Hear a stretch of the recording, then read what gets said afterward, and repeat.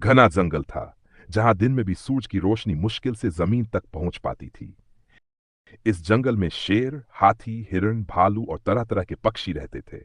सब खुशी खुशी रहते थे। लेकिन कुछ दिनों से जंगल में अजीब घटनाएं हो रही थीं। रात को कोई छुपकर जानवरों की चीजें चुरा रहा था। शेर की सोने की मूंछों वाला ब्रश गायब हो गया। हाथी का नहाने का बड़ा सा लोटा भी नहीं मिला। और सबसे अजीब तो यह था कि बंदर की केले की पूरी टोकरी गायब हो गई। सब जानवर परेशान थे। जंगल में कोई चोर है, तो दिन चलाका का जासूस। अब सवाल था, चोर कौन है? जंगल के सबसे होशियार जानवर लोमड़ी चाची को इस गुत्थी को सुलझाने का काम सौंपा गया। उन्होंने चारों ओर छानबीन शुरू की।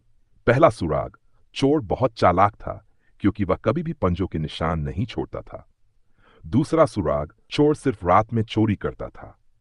तीसरा सुराग, केले की टोकरी लेने के बाद वह जंगल के पुराने पेड़ की ओर गया था। लोमड़ी चाची को कुछ अजीब लगा। उन्होंने सभी जानवरों को उस पुराने पेड़ के पास इकट्ठा किया और एक योजना बनाई। चोर पकड़ में आ गया। रात होते ही सारे जानवर छुपकर पेड़ के पास बैठ गए। जैसे ही जंगल में सन्नाटा हुआ, एक काला सा फुर्तीला साया धीरे धीरे पेड़ के पास आया। ये कोई और नहीं बल्कि बादल उल्लू था। अरे, ये तो उल्लू महाराज हैं, हिरण ने हैरानी से कहा।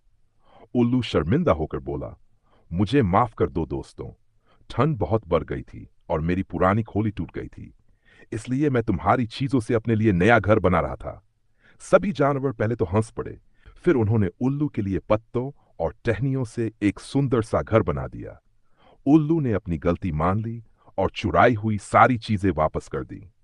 उस दिन से जंगल में फिर से शांति आ गई और सबने मिलकर उल्लू महाराज के नए घर में पार्टी भी मनाई।